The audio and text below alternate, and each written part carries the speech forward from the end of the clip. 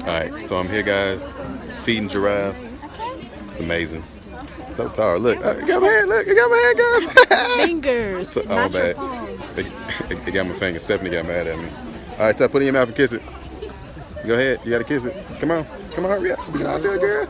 So we are at the giraffe sanctuary still. How do you guys feel about it? I love it. Amazing. You liked it? I loved it. You had a good time. What is your highlight so far of what we've done? Feeding the giraffe with my face. Yep. Feeding the giraffes with. Yeah. We have videos of that. Patrick fed it with his face. It licked his chin a lot. I didn't really feed it. I guess it's just kind of those made It just animals. massaged No, your look, face. I Kind of think massaging. there's other animals down here. Yep. I think I saw like a little water. Yep, so we've done that. Look out for videos and photos of that. It was a good time. I think we're going to feed them a little bit more and then head out. I want to see what this little animal is. It's something Patrick walking. It's something walking around down there. Hey, yeah.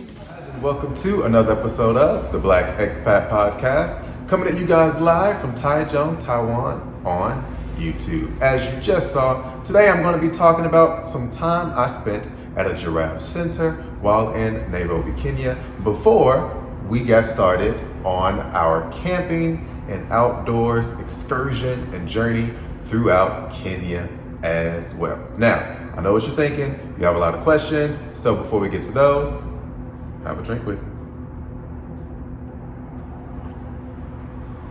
One of the things I'm glad that I did while there is I recorded all the information that we learned about visiting the elephant orphanage, which if you didn't check out the last video, do that now, as well as the giraffe center, which you're about to see more footage of coming up shortly. So it's not just about going there and feeding giraffes, coming up shortly.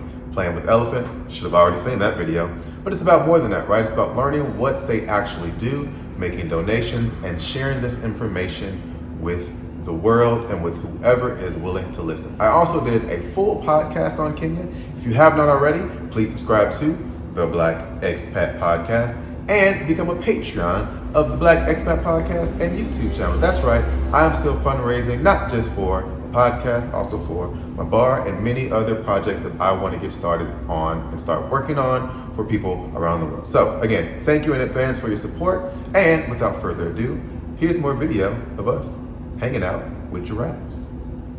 How you doing it? You doing it? You doing it? Oh, come on, man. That was. Wait, try again. You gotta eat it.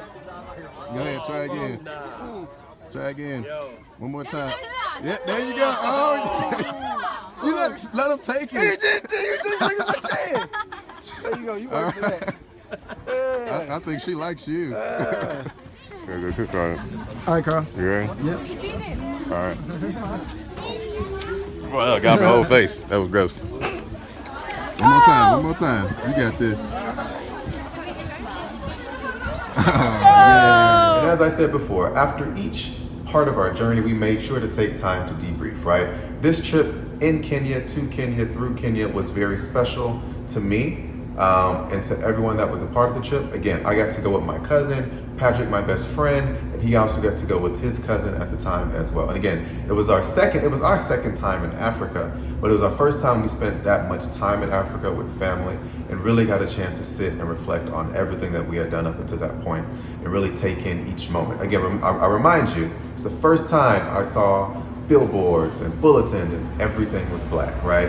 It was a truly, again, reverse culture shock experience just being in an environment like that. But without further ado, here's more information about our time spent in Kenya at the Giraffe Center, as well as some final videos, some final fun videos for you guys to check out. So, to send you off, you guys know what time it is.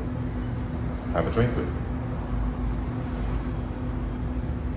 And don't forget to subscribe to this podcast channel, my podcast, and to donate, because I'm still fundraising, and I appreciate you. I hope you appreciate me.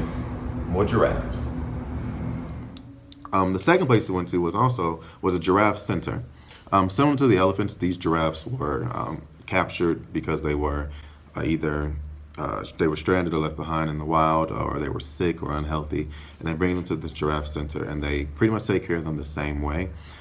Some giraffes, they stay in there. They have one male giraffe and then all female giraffes. It's about 6 or 7 of them. Because if 2 male giraffes live in the same place, they will fight. So this one male giraffe is like the baby daddy to all the female giraffes. Kind of cool. So he's just in charge of basically, they're in charge of reproducing, and then they have babies, and the babies come out, and then they release the babies back into the wild. Just some fun facts that I found out just from listening about the giraffes.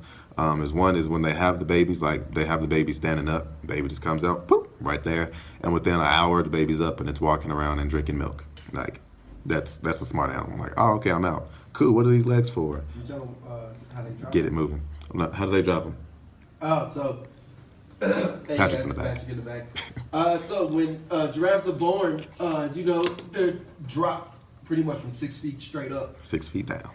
Yeah, whatever. The reason that they do that, or the reason that it happens, you might think, oh no, that's a baby. You shouldn't drop babies. Well, yeah, you shouldn't drop human babies. Should not. But baby giraffes, their hearts weigh, what'd you say, like 20 pounds? Yep, 20-pound hearts. 20 pounds, and they pump a bunch of blood all at once. But, when the baby giraffe is born, their hearts usually aren't beating. So by dropping them, it actually gets their heart jump-started so that they can actually pump blood. So like Carl said, they can get up within the first hour and start walking around and being alive. Yep. That was good. I actually missed that part. So, thanks, Patrick. So, yes, I mean, that's very interesting. I mean, the female giraffes grow to be 4.5 meters, and then the male giraffes are like between 5.6 and 6.2 or something like that.